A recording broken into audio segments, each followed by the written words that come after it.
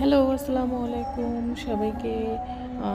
আমার নতুন একটা পেজ স্লো মামি, সেখানে স্বাগতম জানাচ্ছি।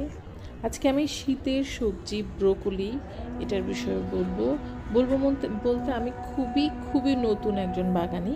তো সেই হিসাবে আমি চেষ্টা করেছি ছোট ছোট করে কিছু সবজি করার। তো ব্রোকলির কিছু বীজ আমি লাগিয়েছিলাম, এই যে দেখতে পাচ্ছেন আমার প্রথম ব্রোকলি আমার হাতের হয়েছে। এই টবে দুটো ছিল, তার মধ্যে একটা এখনও আসেনি ফুল, আর একটা মাশাল্লাহ অনেকখানি এসেছে।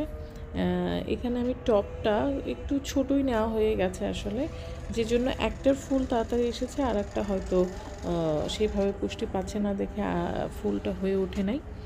তো আমি চেষ্টা করব নেক্সটে একটু ভালো করে করতে। এই যে এটা দেখা যাচ্ছে, এটা হচ্ছে আমার টনিক বলা যায়, যেটা আমি সবগুলো গাছে ইউজ করেছি। ব্রোকলিতেও ইউজ করেছি। ব্রোকলিতে আসলে তেমন কোনো ইসে প্রয়োজন পড়ে না, পরিচর্যার তেমন কোনো প্রয়োজন পড়ে না। গোবর মাটিতে আমি বসিয়েছিলাম। টবের সাইজটা দেখা যাচ্ছে, এখানে আমি কিছু ডিমের খোসাও দিয়েছি, আর গাছটার সাইজটাও খুব সুন্দর হয়েছে। আমি মোটামুটি অনেকগুলা বীজ ফেলেছিলাম। তো আমার এখানে দুটো আছে, আরও তিনটা অন্য টবে ছিল। তো আমি নেক্সটে যখন করব, আসলে একটা একটা করে টবে একটা একটা করে যদি দেওয়া যায়, তাহলে জিনিসটা আরও বেশি ভালো হবে। এই টবে আমার তিনটা ব্রোকলি, এইখানে এই যে দেখা যাচ্ছে কিনা, এই যে তিনটা ব্রোকলি হয়েছে। আসলে টবটা 8 থেকে 9 ইঞ্চির মতন হবে, 8 ইঞ্চি হবে হয়তো।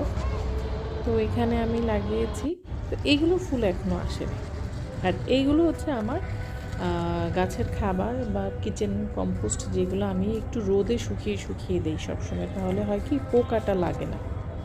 এখানে ডিমের খোসা আছে, কিছু সবজির খোসা এগুলো আছে। এই বড় একটা টবে আমি কিছু বাঁধাকপি ফুলকপি চারা দিয়েছিলাম, ওগুলো বড় হচ্ছে। এগুলো পরে দেওয়া, যে জন্য এখনও পুরোপুরি বড় হয় নাই, ফুল আসতে আর একটু দেরি আছে। যেহেতু একসাথে সব খাবো না, সো একটা একটা করে বা দু একটা করে করে 8 পিস করে হলেই ভালো। নতুন বাগানে হিসাবেই যে আমার হয়েছে, এটাই আমি অনেক খুশি। ওকে, সবাইকে শুভেচ্ছা জানিয়ে শেষ করছি আজকের আমার চ্যানেলের ভিডিও। সবাই ভালো থাকবেন।